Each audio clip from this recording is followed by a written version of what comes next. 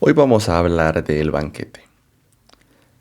El banquete, una de las obras más importantes de Platón, más conocidas, no es de las más extensas, pero el banquete es bastante citado. A ver, Platón es uno de los grandes pilares de la filosofía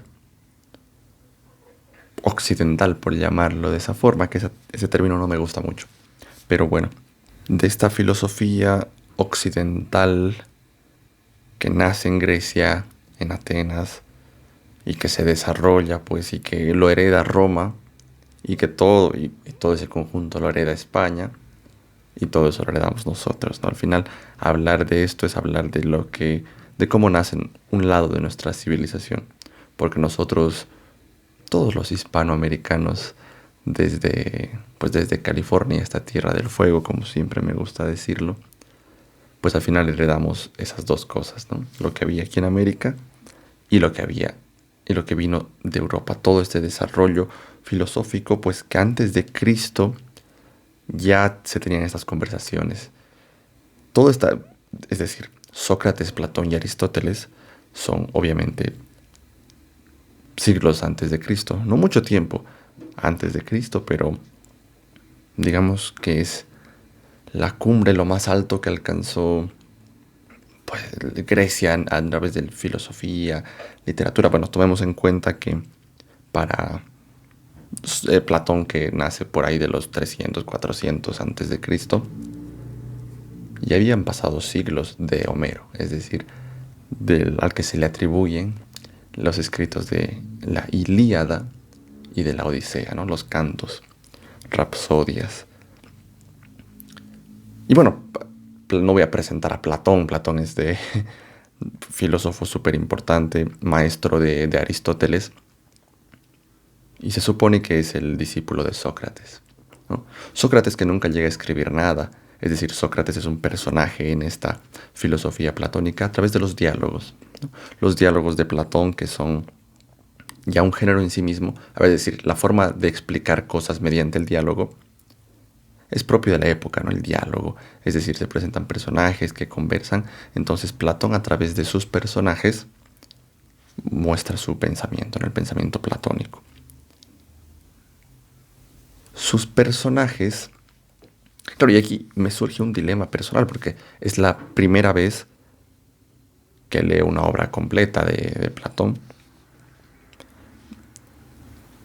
Y claro, Platón no es un personaje dentro de sus libros, se supone que son personajes reales de la época, ¿no? Personajes importantes. Un médico, Irixímaco, poetas, Sócrates, por supuesto que va a aparecer aquí. Pero así como los grandes literatos, es decir, Cervantes habla a través de su Don Quijote, Dostoyevsky habla a través de sus dilemas personales, los plantea, ¿no? Con los hermanos Karamazov, es decir, con cada personaje. Pero claro, al ser esto no es algo literario propiamente, es decir, es una reflexión filosófica propiamente dicha, no hay mucha más historia, aunque sí hay algunas narrativas, ¿no? Que acompañan este diálogo, pero al final el diálogo se centra en lo que dice cada personaje y no tanto en lo que pasa alrededor de eso. Es decir, ¿qué tanto de Platón hay en cada personaje? Porque muchos había leído por ahí que Platón, en este caso concreto del banquete, digamos, hace su reflexión personal a través del personaje de Sócrates. Pero para mí que todos los personajes que hablan tienen algo de Platón, es decir, escuchó estas reflexiones seguro muchas veces en muchos personajes de aquella Atenas, pero es Platón reflexionando, desglosando y desarrollando el tema de la reflexión, en este caso del amor del Eros, de este tipo de amor, de este dios, y lo hace a través de sus personajes, ¿no? Entonces, bueno, Sócrates, ojo, que quizás no haya existido como tal. La primera vez que escuché eso fue hace varios años y yo dije, pues, ¿cómo no va a existir Sócrates? Es decir, pero, claro, si existió, bueno, si existió solo como un personaje de los diálogos platónicos, pues al final las ideas de Sócrates vivió más que muchos, es decir, sus ideas se siguen discutiendo hasta hoy en día. Quizás Sócrates fue basado en una persona real, se llamara o no se llamara Sócrates, ¿no? Basado, inspirado, que inspiró este personaje que aparece en los diálogos platónicos. O quizás sí existió, tal cual como lo conocemos. Pero bueno, al final no importa porque lo que importa son las ideas de Sócrates en este caso, que aparece como un personaje en los diálogos platónicos. Y aquí vamos a hablar de el banquete de Platón. El banquete de Platón es un diálogo, a ver, banquete o simposio, que también se lo puede traducir. Es un diálogo, pues, que se da en este contexto de celebración. El dueño de casa, Agatón, uno de los personajes de este diálogo, pues hace poco es un poeta de la época, o sea, el personaje es real, quiero decir, Agatón. Un poeta de la época que están celebrando logros, un premio, una cosa así. Y comienza la narración a través de este personaje Apolodoro. Apolodoro es el personaje que se supone que es alumno, estudiante de esta academia de Platón. No sé si es alumno de Sócrates o de Platón directamente, pero bueno, es uno de estos estudiantes y su amigo le pregunta, ¿no? Oye, al final, ¿qué se habló en ese banquete donde se habló, donde hablaron todas estas personalidades? Y él le dice, bueno, pues yo no estuve ahí, pero Aristodomo estaba, ¿no? Aristodomo en esta historia es un discípulo de Sócrates, ¿no? Pero Aristodomo sí estaba, le dice. Y él me contó, entonces yo te voy a contar lo que él me contó. Y Aristodomo ya le cuenta, bueno, no me acuerdo todas las participaciones, me acuerdo lo más importante de los más importantes, las intervenciones más importantes. Y así comienza esta historia, ¿no? Banquete o simposio, en este caso por sus raíces, sin, ¿no? De junto, conjunto, posis, pozos o posis, bueno, esta acción de beber. Entonces el banquete o simposio, el simposio en este caso significa literalmente y etimológicamente acción de beber juntos. No es una celebración, una reunión como, bueno, como de amigos, ¿no? Para comer y beber. Muy común en la época entre hombres para reflexionar y todo. Y en este caso describen que no beben como suelen hacerlo, porque en este contexto de celebración, día antes ya habían bebido. Entonces dicen, pues ya, lo voy a decir en boliviano. Puta, ya hemos tomado, boliviano cochabambino, porque boliviano, cruceño, boliviano, chapaco, no va. Boliviano cochabambino propiamente. Entonces le dice, ya sabes que hemos tomado mucho ayer, hemos cañado mucho ayer, nos hemos ido a la mierda, entonces hoy día no tomaremos y charlaremos, ¿no? Eso sería la traducción al tipo de español que hablo y que escucho bueno, en mi tierra natal y donde vivo. Entonces, deciden no tomar y sugieren que cada uno lance un discurso y que ya todos aceptan encantados. Y el tema, para proponer el tema, dicen, pues hablemos de Eros. ¿Por qué Eros es el dios del amor, ¿no? Del amor masculino en este caso? Porque todos los dioses tienen sus poemas, sus homenajes, se les rinden honores, pero a Eros no, es como que falta algo, como que deberíamos hacer eso que falta, ¿no? A este dios del amor.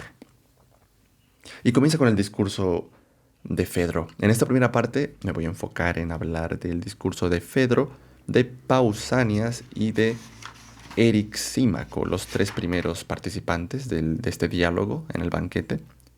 Y en la segunda parte nos enfocamos en el resto, ¿no? Donde está Sócrates, Agatón, etc. El discurso de Fedro. Fedro también es un personaje recurrente en los diálogos platónicos. Y Fedrito, como me gusta llamarle, como llamo a los amigos, como le llaman los amigos, comienza, bueno, primero hace una reflexión de que este dios es el más antiguo, que nació directamente desde el caos, que está desde el principio del mundo, y ahí cita a Parménides, cita a otras figuras de la época que fueron comentadas, es decir, aquí hay una mitología y un avance presocrático que se llama, ¿no? O sea, Sócrates es tan importante que los que vienen antes de él son lo llaman presocráticos, es decir, marca un antes y un después en la filosofía antigua griega. Pero sí, digamos, Fedro en su discurso, en este caso Platón, hace referencia a lo que ya antes y habla de esto. ¿Y cuál es su justificación de este Eros? Eros entendido como el amor más puro, más grandioso, porque sin estas cualidades ni una ciudad ni una persona particular pueden llevar a cabo grandes y hermosas realizaciones. Fedro se centra en la parte del amor como este motor que te lleva a accionar de manera honorable, maravillosa.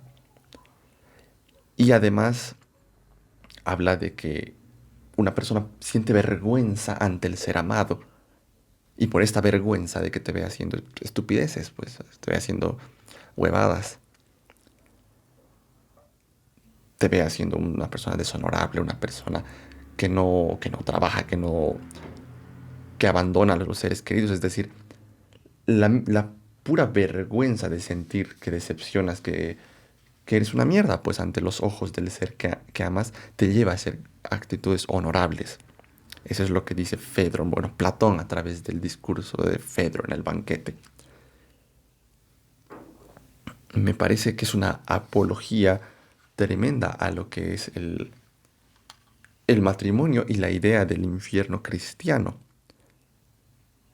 Porque también, a ver, primero porque, claro, en el matrimonio uno ya tiene que rendir cuentas al amado. Es decir, en cualquier relación de amor en este caso, pero el matrimonio específicamente y particularmente e intensamente porque si es un pacto, una alianza formal, donde yo te prometo amarte y respetarte hasta el fin de mis días y la otra parte también, ¿no? Y dentro de eso, claro, pues amarte y respetarte no solo será pues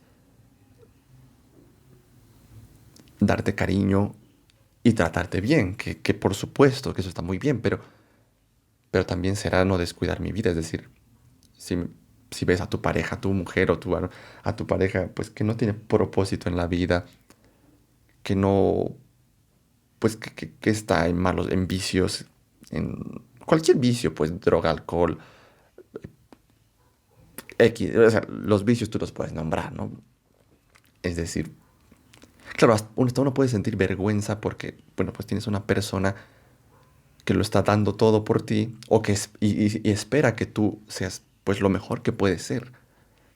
Entonces, este Eros es el que inspira a hombres y a mujeres a ser la mejor versión de sí mismos solo por la vergüenza, ¿no? Una idea que, que se ha empezado a discutir más sobre el infierno, es decir, hay uno es bueno por miedo al castigo, pues también es un motor interesante.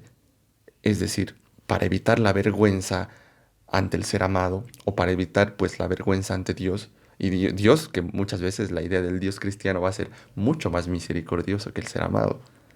Es decir, porque el ser amado lo decepcionas y ahí fue, ¿no? Pero Dios te va a perdonar una y otra vez. Y que y pone el ejemplo de una mujer que da la vida por su esposo, ¿no? Alcestis. Y que a morir por otros están decididos únicamente los amantes, no solo los hombres, sino también las mujeres, ¿no? Porque estas acciones buenas como que te dan puntos para que evites ir al Hades, ¿no? El Hades como este dios que representa al inframundo, ¿no? Una idea muy parecida al infierno católico. Es decir, a ver, el catolicismo tiene mucho fundamento en la filosofía griega también, y está bien porque no hay por qué, a ver, bueno, no voy a entrarme en ese melón ahora, pero claro, el amor que te lleva a hacer acciones honorables te ayuda a evitar también el infierno, porque es una acción pura, desprendida. No por el ejemplo de Patroclo, Aquiles, etcétera. Más o menos así transcurre el discurso de Fedro. Luego es el turno de Pausanias. Pausanias es el amante del anfitrión. El anfitrión era muy importante en los banquetes de la época. Y en este caso es Agatón, el homenajeado. Y Pausanias busca aquí hacer la diferencia, que es fundamental. Dice, así como Afrodita, que es la diosa del amor entre hombres y mujeres, hay dos Afroditas, la más antigua que viene directamente desde Urano, ¿no? Urania, y la más joven, que ya viene de Zeus y de otra diosa, creo que es Diome, que es Afrodita Pandemo. Y lo mismo con Eros, es decir, si hablamos de Eros, el amor más puro entre hombres, también tiene que haber estos dos Eros, hay que diferenciar el Eros puro, que el Eros uranio y el Eros Pandemo, ¿no? Así como Afrodita. Y él aquí viene un poco con este relativismo moral que es muy interesante porque comienza diciendo que ninguna acción en sí misma es buena o mala. No habla de buenos o malos, no habla de esta diferenciación maniquea, sino él habla de ninguna acción es hermosa o fea en sí misma, sino que únicamente en la acción, cómo se haga, cómo resulte una cosa u otra. Podríamos solo en esta idea debatir un par de horas. Pero en este sentido desarrolla su idea del eros. Él dice, no todo eros es hermoso y digno de ser alabado, sino solo aquel que te lleva a este amor, como el que describe Fedro, digamos. Ese sí, pero no todos los eros y los amores te llevan a hacer cosas honorables. Entonces, el eros que viene de Zeus y de la mujer es el eros vulgar. Es vulgar porque se centra en amar al cuerpo y no al alma. El Eros Pandemo es de hombres ordinarios, ¿no? Entonces aquí hace una diferenciación. Es este Eros que no nace, que no viene de Urano puro. Este Eros más nuevo es vulgar, es de hombres ordinarios y no es hermoso,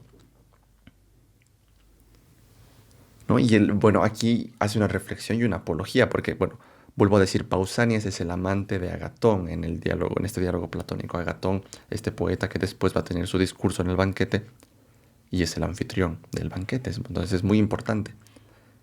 Y Pausanias es su amante, el varón, y en su discurso hace toda una apología a la pederastia.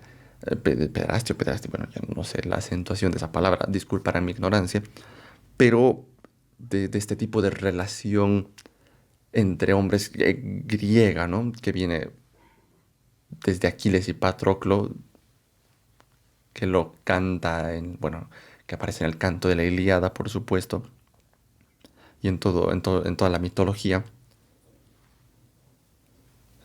A través de esto, dice, el amor entre varón y mujer es este que viene del deseo corporal únicamente. Es como, es un amor feo, no es honorable, es vulgar y ordinario. Es decir, amar al cuerpo que es efímero, que es momentáneo, que es una... amar al cuerpo y no al alma es la clase de amor más bajo que va a decirte Platón a través de Pausanias aquí. Y luego él dice que este amor puro, el Eros uranio, Afrodita urania, que únicamente procede de un varón, es decir, de estos mancebos, que solo puede darse entre varones. Y no lo digo yo, lo dice Pausanias en el banquete de Platón. O sea, lo dice Platón a través de la voz de Pausanias en su diálogo platónico, el banquete. Aquí quiero, se puede sacar de contexto fácilmente, no lo digo yo, lo dice Pausanias. Y él dice que este amor, el más puro, solo puede darse entre varones. Y que los inspirados por este amor se dirigen precisamente a lo masculino, al amor que es más fuerte por naturaleza y posee más inteligencia. Lo masculino siempre surge como, a ver, esta fuerza, esta virilidad propia de lo masculino, del varón, fuerza física, ¿no? Y este tipo de inteligencia que solo se puede dar entre varones porque son los más fuertes y los más inteligentes. Entonces el amor más puro que no viene de este deseo visual, porque claro, dice, no, entre varón y mujer amas el cuerpo y es un deseo, un impulso que no nace desde lo más puro, sino nace de este deseo por lo momentáneo y por lo físico y no del alma, pero entre estos varones se da este amor puro porque son más fuertes, más inteligentes, entonces viene del alma. No es este Eros Pandemos, sino es este Eros Uranio. Pausanias, Platón a través de la voz de Pausanias, ¿no? Y luego dice que debería haber una ley que impida abandonar a los mancebos cuando se los conoce jóvenes. No, mancebo es como este. A ver, no soy experto en la época de la. Aún no, es decir, por supuesto estoy aprendiendo, pero digamos que se escogía como un hombre joven para hacerlo para que sea como tu acompañante, tu amante. No es una relación homosexual como la concebiríamos hoy en día. Es otra cosa, ¿no?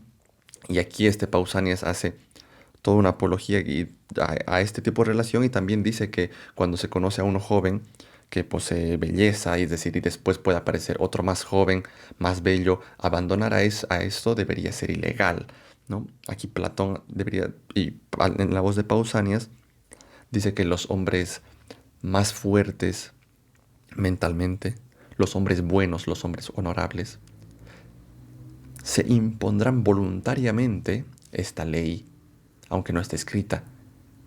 Es decir, está prohibido abandonar al ser amado cuando lo conociste joven y bello, cuando se le acabe la juventud y la belleza, porque conociste a otro más joven y más bello. Claro, claro, yo abogo que este amor se puede dar perfectamente entre hombres y mujeres, por supuesto que sí. Entonces esta prohibición de no abandonar al ser amado cuando se lo conoció joven y bello, cuando se le acaba la juventud y la belleza. Que un hombre bueno y honorable no va a hacer eso, porque claro, el amor más puro no se enamora del cuerpo, sino del alma. Maravilloso.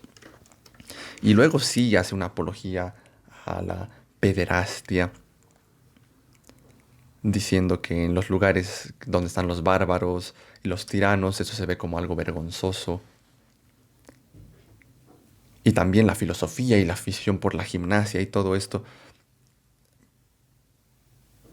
porque a los gobernantes no les conviene que se generen grandes sentimientos ni amistades y sociedades sólidas. Lo que particularmente y sobre todas las cosas suele inspirar este amor puro. Es decir, Platón te dice en esta parte, en este diálogo sobre el Eros a través de la voz de Pausanias, Platón te dice, a los gobernantes no les interesa que seas feliz, próspero, con amistades y sociedades sólidas y duraderas. Es decir, al gobierno tirano no le va a interesar la familia como modelo de relación sólida y base porque eso hace seres humanos que se sienten amados, plenos y felices. Sociedades sólidas. No le conviene, no le conviene. Y claro, y él dice que estos vínculos sólidos son producto del amor, de este amor más puro, no de este eros superficial que se enamora del cuerpo y que busca el placer, sino del eros puro en verdad, el que viene desde el principio de los tiempos, ¿no? Claro, es una idea muy, muy cristiana, es decir, el eros, el amor como que nace desde el inicio del mundo. Claro, si entendemos que Dios es amor, entonces aquí está hablando del amor y está hablando de Dios. Es decir, esta forma de amor más puro habla de Dios. Claro, aquí no tienen la idea de este único Dios omnipotente que es todo, que es el amor y que está. ¿No? Aquí tienen como que, pues esto es una época previa a Jesús, ¿no? Y toda esta forma de pensar lo va a digerir y lo va a asumir el cristianismo, por supuesto. Siempre, siempre con la idea de Dios. Bueno, no es momento de abrir ese melón, repito nuevamente en este momento. Pero sí, luego que este amor más bajo te puede llegar a ser súplicas y ruegos y que no está mal visto cuando es por el ser amado, pero si harías este mismo tipo de actos a veces de humillarte y y de hacer cosas que seguramente en un estado de no enamorado te resultan vergonzosas y que son vergonzosas a los ojos de los otros, claro, que como, pero que cuando es por amor, entre comillas, no son mal vistas, no son hasta bien vistas, ¿ah? Porque está enamorado, pero que si lo haríamos por conseguir otro tipo de bienes y de beneficios, como pues, dinero, poder, etcétera, sí ya se ve muy deplorable. Pero claro, si lo haces por el tipo de amor superficial pues, directamente no es amor, es decir, el amor o es infinito, inconmensurable, incondicional y absoluto, alguien por quien darías la vida, o no es amor. Es decir, puta, podrás estar enamorado, podrás estar obsesionado, podrás, etcétera, etcétera. Pero el amor o es el puro o no es amor. Y podemos encontrarle otros términos que reflejen mejor. Pero en este diálogo platónico lo llaman a los dos como que el eros urano, eros pandemo, el eros vulgar, el eros ordinario. Y claro, todas estas acciones no tendrían sentido si es para este tipo de enamoramiento, encaprichamiento, deseo carnal y físico de búsqueda de placer. Entonces es vergonzoso que solo por eso hagas estas actitudes honorables, ¿no? Bueno, entonces, concluyendo el discurso, Pausanias, ¿no? Considera que el amor a la sabiduría, el amor, este amor de pederastia y cualquier otra forma de virtud,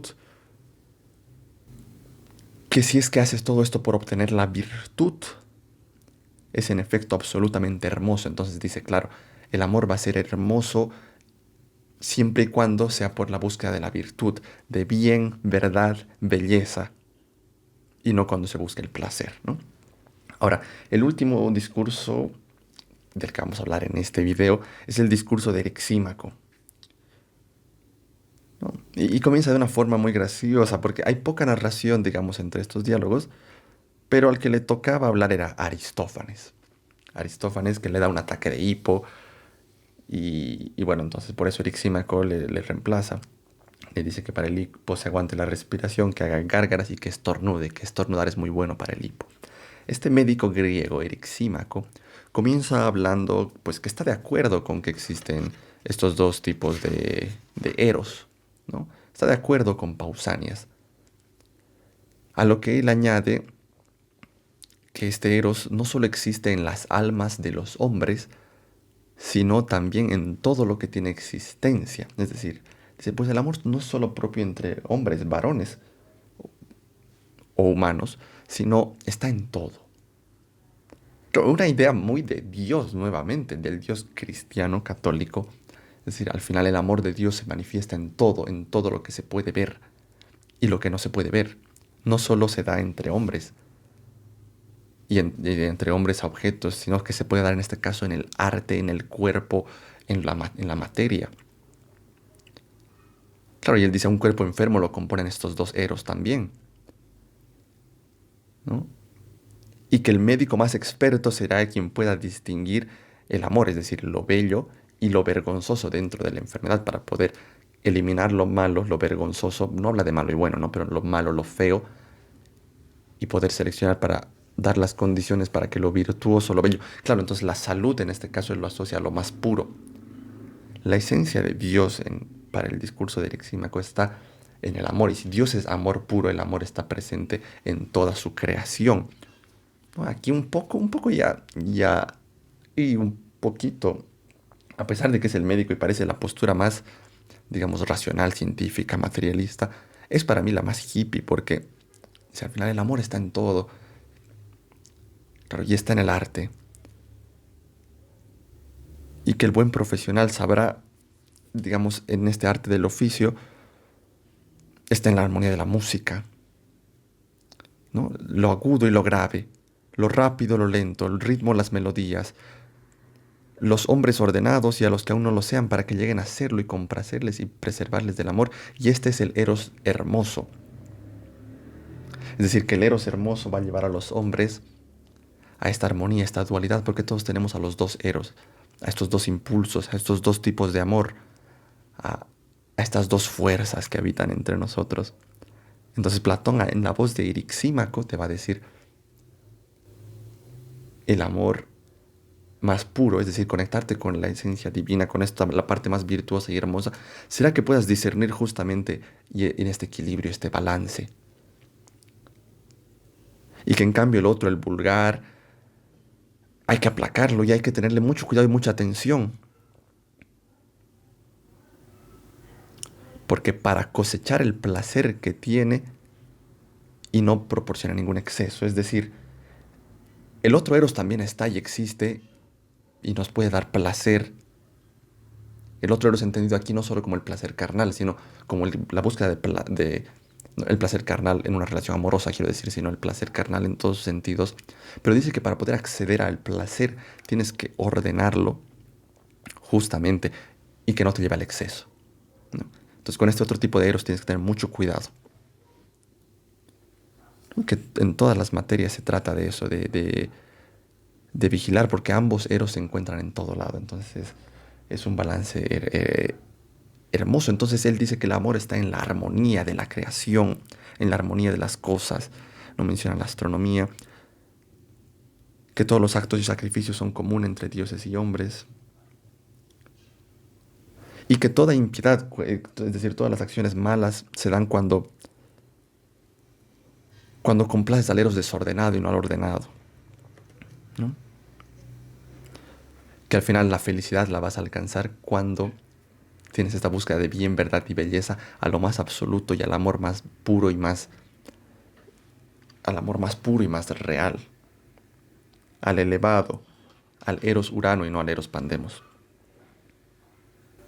Entonces, bueno, al final hace este llamado y así concluye Erixímaco su discurso. Hasta aquí la primera parte y tenemos una segunda parte para continuar hablando del banquete de Platón a través de los diálogos que nos faltan.